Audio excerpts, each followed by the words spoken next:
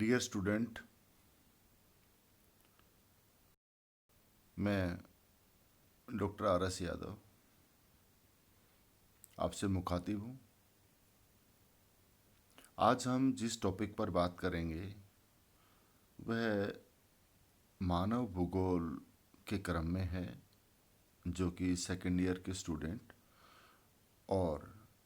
MA previous geographical thought के लिए भी काफ़ी इम्पोर्टेंट है। हम आज जो टॉपिक है वो है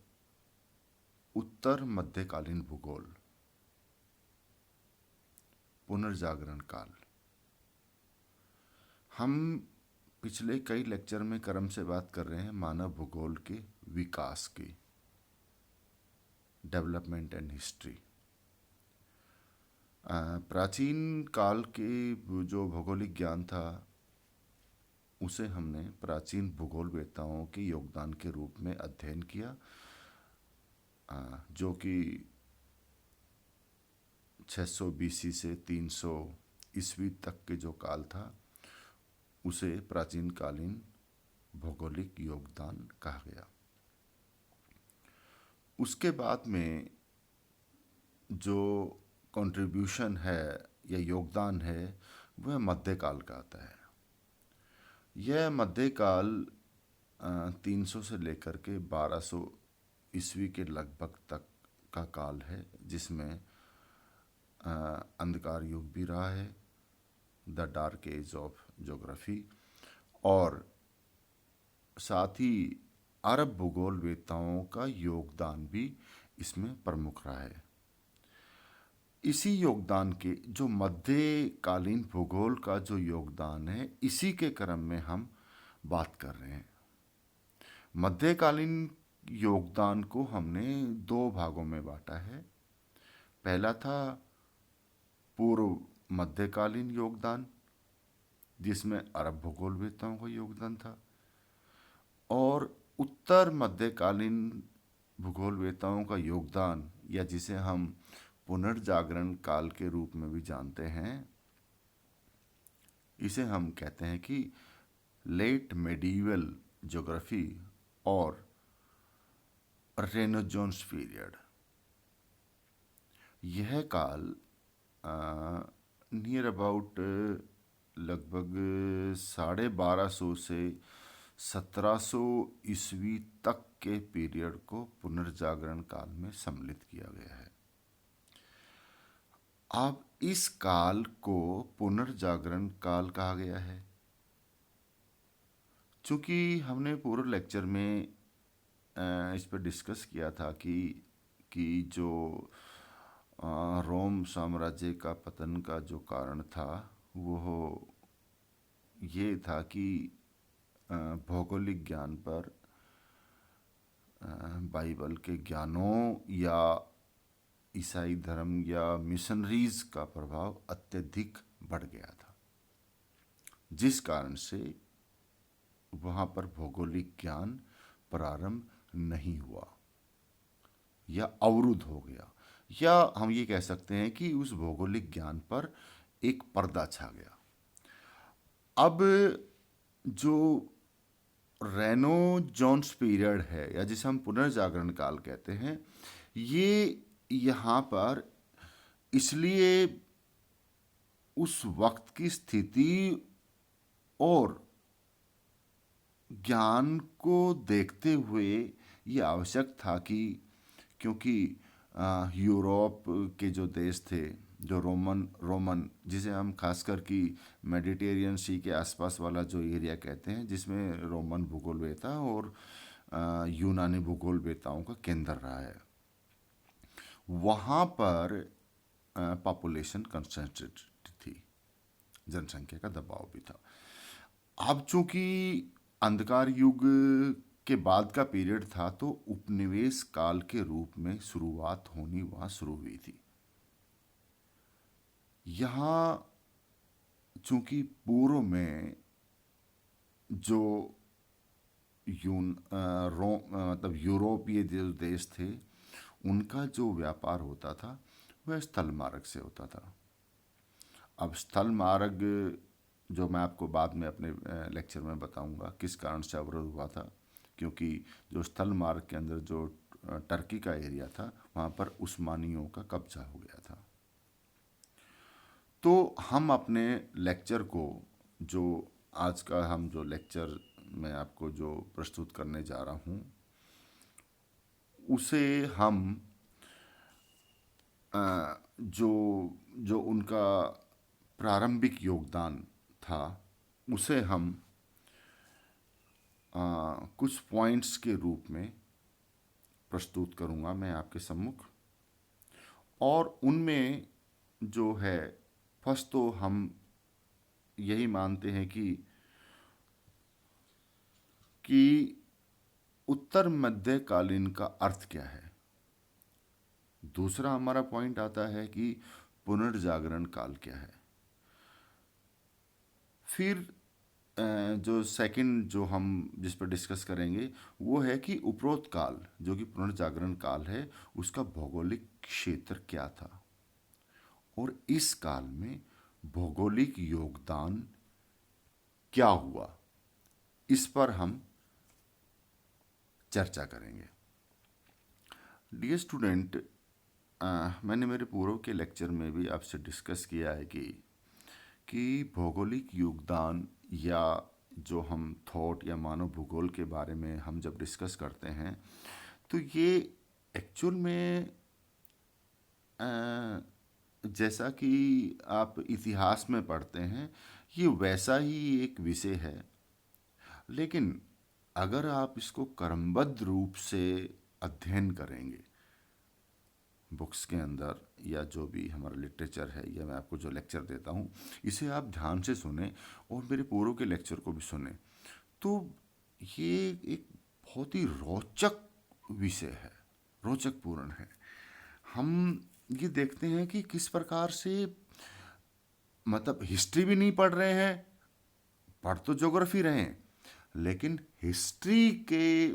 के संबंध में कैसे प्राचीन काल में जो हमारे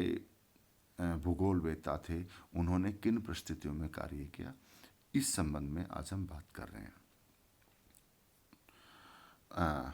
लेक्चर आपके सम्मुख है, कृपया ध्यान से सुने।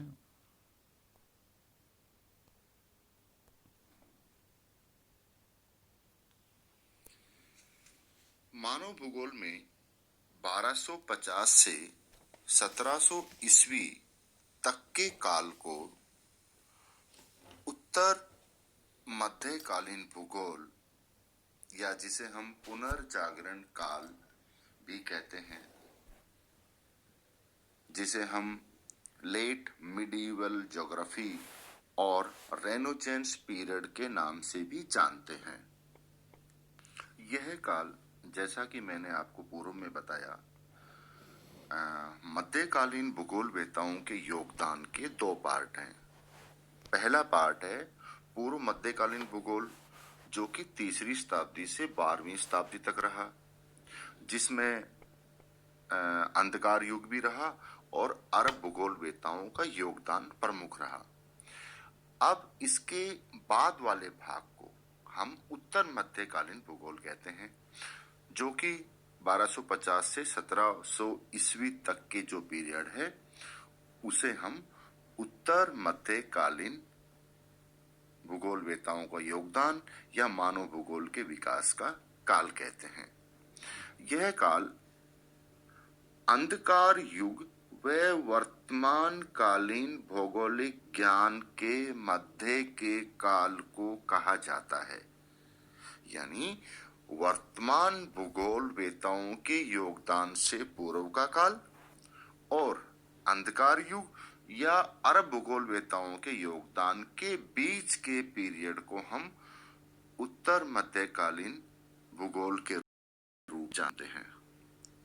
यहाँ पर मैंने आपको उत्तर मध्यकालीन भूगोल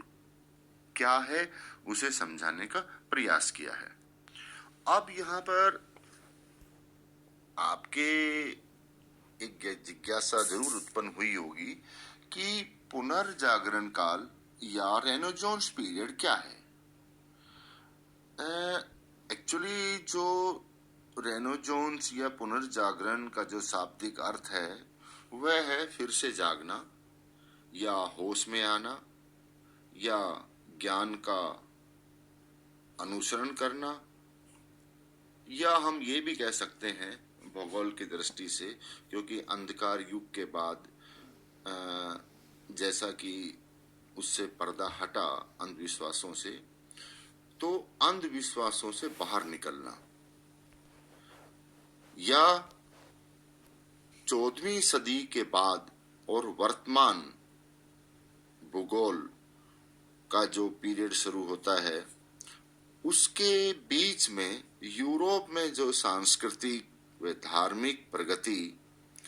अन्वेषण तथा जो धर्म युद्ध हुए हैं उन्हीं को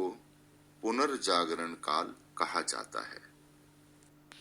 इस काल के पश्चात ही पुनर्जागरण काल, या जिसे हम यूरोप का, जहाँ पर ये काल का विवरण अभी मैं आपको प्रस्तुत कर रहा हूँ, वहाँ पर कला, साहित्य, विज्ञान के क्षेत्र में नवीन प्रयोग हुए, नए अन्वेषण हुए, ज्ञान की प्राप्ति के लिए नए नए तरीके खोजे गए तथा इसमें परलोकवाद और धार्मिकवाद के स्थान पर मानवतावाद को प्रतिष्ठित किया गया। यहाँ पर एक उल्लेखनीय तथ्य जो आपके सम्मुख है, पुनर्जागरण वह काल था या स्थिति थी जिसके द्वारा पश्चिम के राष्ट्र ईसाईयत या मध्य युग के अंधकार से निकलकर आधुनिक युग में प्रवेश किया एवं भौगोलिक, व्यापारिक, सामाजिक तथा आध्यात्मिक क्षेत्रों में प्रगति की। एवं इस काल में लोगों ने या भूगोलवेताओं के योगदान के कारण मध्यकालीन संकीर्णता को छोड़कर नई खोजों, नवीन विचारों का समावेश हुआ तथा समाज और राजनीति पर से धर्म का प्रभाव समाप्त हो गया।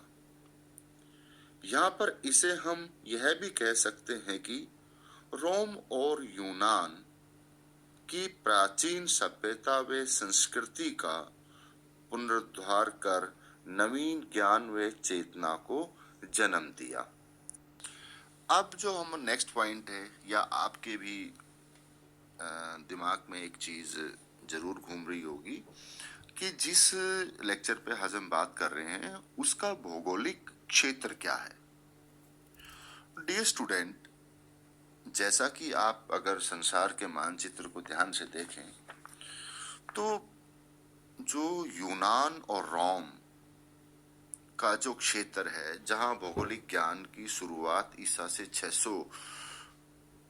ईस्वी पूर्व शुरू हुई थी, वो दो ही क्षेत्र थे या जिनमें भौगोलिक वेताओं का योगदान था, वो थे यूनानी और रोमन। यह पूरा क्षेत्र भूमध्य सागर के जो आसपास का क्षेत्र है वहां पर ही प्राचीन काल में भूगोल का पर विशेष कार्य हुए थे, जो कि हमने पूर्व के लेक्चर में जिनका अध्ययन किया। यही काल जो अंधकार के बाद पुनर्जागरण हुआ, जो अंधकार में जो भौगोलिक ज्ञान पर जो पर्दा छा गया था ईसाई धर्म के कारण, या बाइबल में जो लिखे हुए जो उपदेश थे उनके अलावा अगर कोई बात करता था तो उसे सजा दी जाती थी। तो इसी जो भूमध्य रेखा के चारों तरफ के जो देश हैं, जिसमें आप अगर मानचित्र को देखें कि अफ्रीका के उत्तर में और यूरोप के मध्य में भूमध्य सागर स्थित है, जिसमें जहां पुर्तगाल, स्पेन, फ्रांस, इटली, युगोस्लाविया, तुर्की, सीरिया, इराक, बगदाद जिसकी राजधानी है, और ईरान, ये काहिरा जो अफ्रीका का देश है, लीबिया, अल्जीरिया, ये सभी देश भूमध्य सागर के चारों तरफ हैं। यही क्षेत्र है जो पुनर्जागरण काल का क्षेत्र हुआ था, जहां अंधकार युग के बाद जो पर्दा छाया था वो हटा और नवीन भौगोलिक ज्ञान का प्रसार हुआ। यह भौगोलिक क्षेत्र है हमारे आज के विषय का। हमारा अगला पॉइंट है कि इस काल का भौगोलिक योगदान क्या है। चूंकि पुनर्जागरण काल में अधिकतर जो कार्य हुआ वह यूरोप के बाहर के स्थानों पर व्यापारिक दृष्टि से उन स्थानों को खोजना था जहां से व्यापार किया जा सके। चूंकि प्राचीन काल में भी यह व्यापार यथावत चल रहा था, लेकिन वह स्थल मार्ग से होते हुए किया जाता था, जिसे हम प्राचीन काल में सिल्क रूट के नाम से भी जानते हैं, जो कि यूरोप को एशिया से जोड़ता था। उस मार्ग पर जो ईरान से होते हुए अफगानिस्तान, चाइना और फिर भारत के देशों तक आता था। अब यहां जो स्थिति उत्पन्न हुई, हम उस पर अभी डिस्कस करेंगे। सन 1453 ईस्वी में उस्मानी तुर्कों ने कुस्तुनतुनिया पर अधिकार स्थापित कर लिया। यह हम जानते हैं कि कुस्तुनतुनिया यूनान के जो भौगोलिक केंद्र थे उनमें से एक था। तुर्की के विषय में बाद में जो वहां पर जो भूगोलवेता या जो वैज्ञानिक थे, वो वहां से यूरोपीय देशों में जाकर उन्होंने शरण ली। यहाँ पर उन भूगोलवेताओं के यूरोप व अन्य स्थानों पर जाने से प्राचीन साहित्य और ज्ञान की तरफ लोगों का रुझान हुआ तथा इससे लोगों में प्राचीन ज्ञान के प्रति श्रद्धा के साथ साथ नवीन जिज्ञासा उत्पन्न हुई। यही जिज्ञासा भी जो हमारा पुनर्जागरण काल है, इसके का आधार और इसकी आत्मा साबित हुई। प्रिय विद्यार्थियों, यहाँ पर एक जो ध्यान देने वाली बात है वो यह है कि जब उस्मानी तुर्कों ने तुर्किस्तान पर अपना कब्जा कर लिया था या आधिपत्य स्थापित कर लिया, तब यहाँ पर चूंकि तुर्क साम्राज्य जो थे वो मंगोलियन थे, और जो कि या जिसे हम तुर्की के जो क्षेत्र है वह जो स्थल मार्ग से व्यापार भारत के साथ होता था उसके मध्य में वह स्थित था। अफगानिस्तान से पहले जब हम यूरोप से इंडिया में जो स्थल मार्ग था उसमें आते थे, जब तो तुर्की या जिसे हम टर्की कहते हैं वह मध्य में स्थित था। तो वहां पर चूंकि मुसलमानों का शासकों का कब्जा हो गया और चूंकि यूरोपीय व्यापारी ईसाई थे, तो वह मार्ग व्यापार का मार्ग अवरुद्ध हो गया। अब यहाँ पर व्यापार को सुचारू रूप से चलाने हेतु जल मार्ग तलाशने का कार्य शुरू किया गया। तो पुनर्जागरण काल में जो एक महत्वपूर्ण योगदान था वह ये था कि पूर्व के देशों के लिए जल मार्गों की तलाश शुरू की गई और यह लगभग समस्त कार्य जो यूरोपीय देश थे, जिसमें ज्यादातर जो भूमध्य सागर के कॉर्नर पे जो देश स्थित हैं, पुर्तगाल, स्पेन, वहां के नाविक चूंकि पहले से ही सागरीय स्थितियों से परिचित थे और उनका मुख्य उद्देश्य उस वक्त यह था कि अंध महासागर या जिसे हम अटलांटिक महासागर कहते हैं पर विजय प्राप्त की जाए। और इन्हीं कारणों से चूंकि व्यापारिक जो स्थल मार्ग था वह अवरुद्ध हो चुका था, अब स्थल मार्ग से व्यापार होना मुश्किल था, तो जल मार्ग की तलाश करने हेतु प्रयास किए गए। अब इनके पास जो ज्ञान था वह जो पूर्व रोमन और यूनानी भूगोलवेत्ता थे, जिनमें टॉलमी ने मानचित्र भी बनाया था और अन्य भूगोलवेत्ताओं ने यह भी कहा था कि पृथ्वी गोल है, थाल के बराबर है या टेबल के बराबर है या बॉक्स के रूप में है। तो बहुत सारी अवधारणाएं उस समय मौजूद थी, जिनके कारण जो समुद्री मार्ग पर जो यात्राएं और खोज कार्य या नए स्थानों का या जिसे हम उपनिवेश भी कह सकते हैं, क्योंकि यूरोप में जनसंख्या वृद्धि या पुर्तगाल या स्पेन में जनसंख्या वृद्धि के कारण उनको उपनिवेश के स्थान या व्यापार के लिए स्थानों की खोज करनी थी। तो जो जो नेक्स्ट जो खोज कार्य जो रोमन भूगोलवेत्ताओं या द्वारा या खोजी यात्रियों द्वारा यूरोप के लोगों द्वारा जो किए गए, जो बाद में जाकर के पूरी दुनिया में उपनिवेश काल के रूप में भी जाने जाते हैं, जो कि व्यापार की दृष्टि से उन्होंने जल मार्ग खोजे थे और बाद में उन्होंने अन्य देशों को अपने उपनिवेश बना करके वहाँ पर, जो कि एक हिस्ट्री का विषय है, फिर भी मैं ये कहना चाहूँगा कि वहाँ पर शोषण कार्य और आधिपत्य स्थापित किया गया, जो कि एक व्यापारिक दृष्टि से शुरू हुआ कार्य था। नेक्स्ट इसी का जो हम सेकंड पार्ट है उसमें हम डिस्कस करेंगे कि जो विभिन्न जो यात्री थे जिन्होंने अन्य देशों की खोजी की, जिसमें Marco Polo, Vasco D gamma, Columbus और मैगलन हैं, उनका एवं इस पीरियड में जो भूगोलवेत्ता थे उनका योगदान क्या था, इस पर हम अगले जो टॉपिक पुनर्जागरण काल भाग 2 में हम डिस्कस करेंगे। धन्यवाद। जय हिंद।